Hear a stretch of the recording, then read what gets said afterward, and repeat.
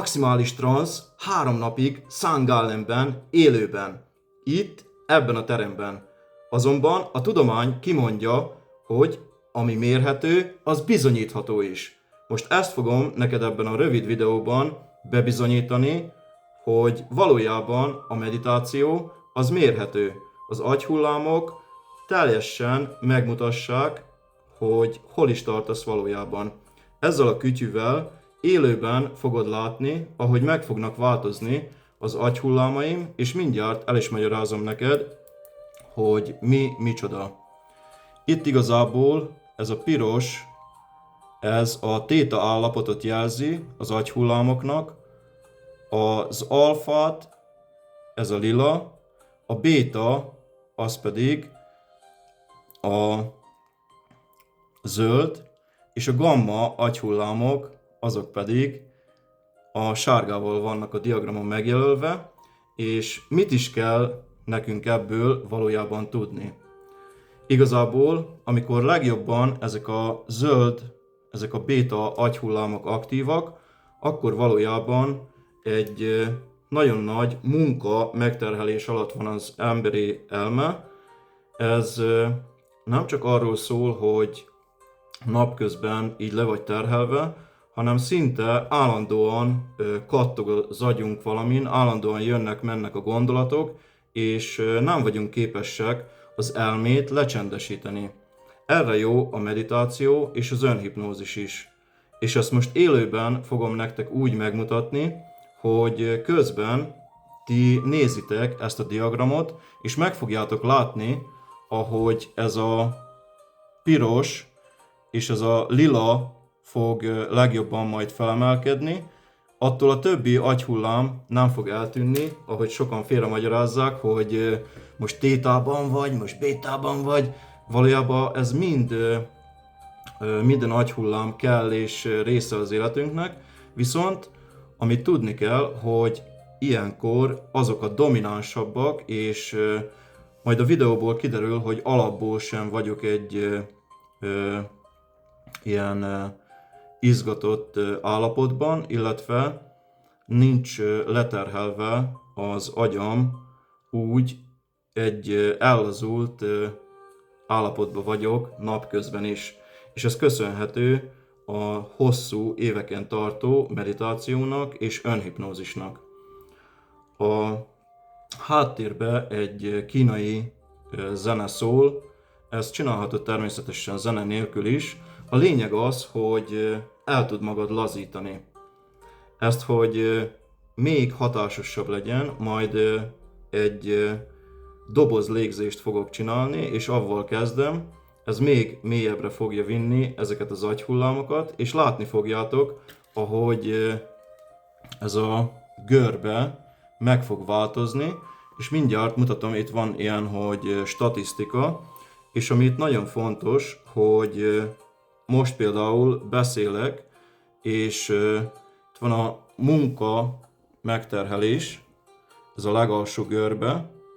Ez azt mutassa, hogy mennyire van leterhelve az agy, és mennyire árasztanak el bennünket a gondolatok.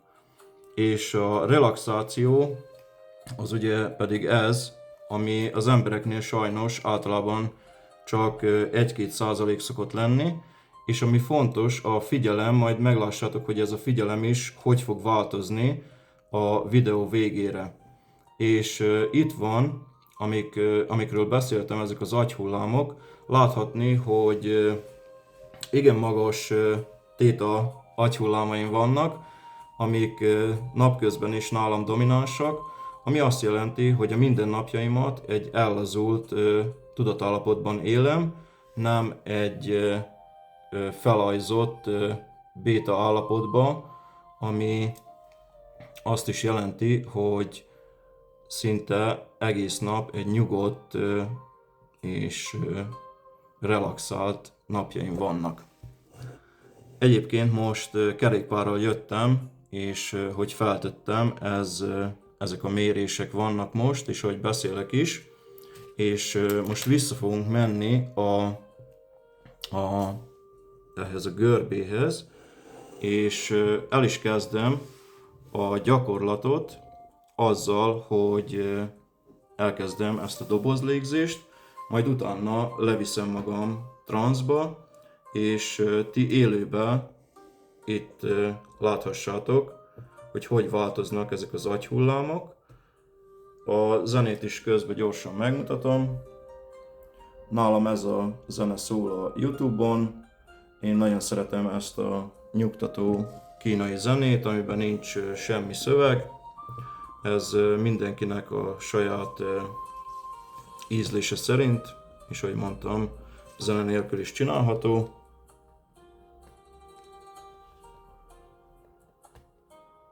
Jó. És akkor kezdjük is a légzést.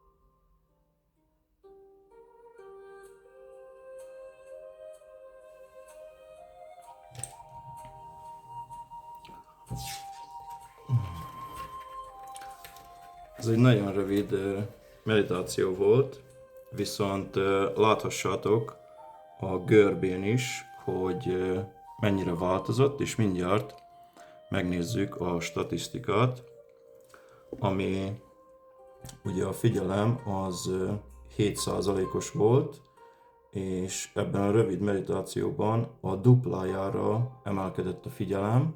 Ez egy belső figyelem, és a relaxáció 35%-ról 43%-ra, és ahogy megfigyelheted, a theta állapot is megnövekedett, és közben a béta állapot is, és a mentális munkaterhelés pedig sokkal alacsonyabb, mint a relaxáció, ez nagyon fontos, és köszönöm szépen, ha te is szeretnél részt venni egy 3 napos, csodálatos meditációs kurzuson, akkor csak annyi dolgod van, hogy írd meg, hogy namaste, és küldöm a teljes részleteket. Köszönöm szépen, várlak benneteket, nagyon nagy szeretettel.